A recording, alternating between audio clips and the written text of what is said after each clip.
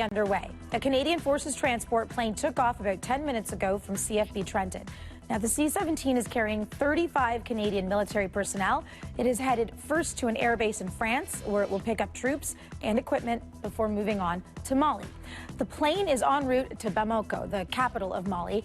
An airbase near the city is the center of the military operation, which is being led by France.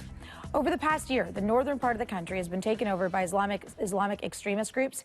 And since Mali is surrounded by other former French colonies, the situation is of particular significance for France. Canada's role in Mali was firmed up just 2 days ago. Amanda Pfeffer's in Ottawa. She joins us now with everything that we know at this point. So there was a delay. There was a problem with the C-17, but now we know that a C-17's taken off. That's right. This is the second kick at the can. We've been waiting since 8 o'clock this morning. The first C-17 was there on the airfield, ready to go. And a little after 8 o'clock, everybody got off the plane.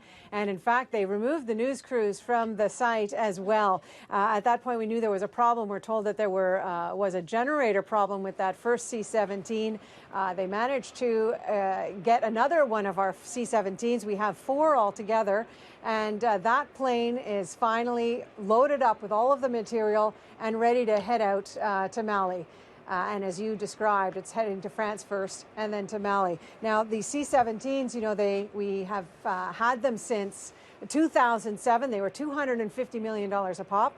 And so they're fairly new planes. But we've also heard today breaking news from the BBC that one of their C-17s, in fact, broke down in France, at a base in France. So I don't know if that's a coincidence or what's going on, but we're finally underway in the air and off on their mission to Mali. All right, so Defense Minister Peter MacKay was there for the send-off, right? That's right. Defense Minister was there. He spoke to the troops, and he also spoke to the media, and this is how he described the mission.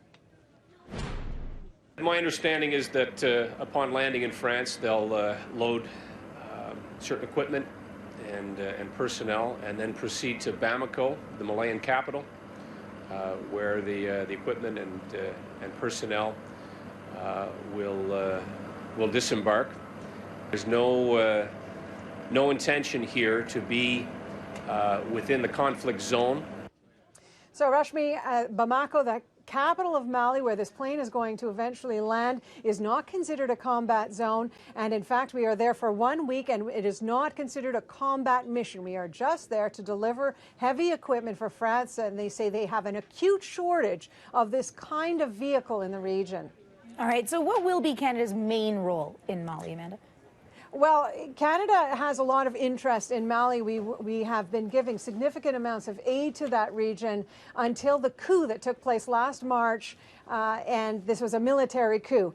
And so just in December, you already mentioned that there was a UN resolution that we there be an international effort that member states help to make sure that the Mali government, its forces, its defense forces, were able to secure from the Islamic forces that were securing themselves in the north of that country. Well, all that changed last week. There was a fear that these rebel forces would be moving south into the capital region. France has been there now since Friday, bombarding targets in northern Mali. And so this was a request from France that we help in this way. But again, the minister saying that we are only supposed to be there for a week.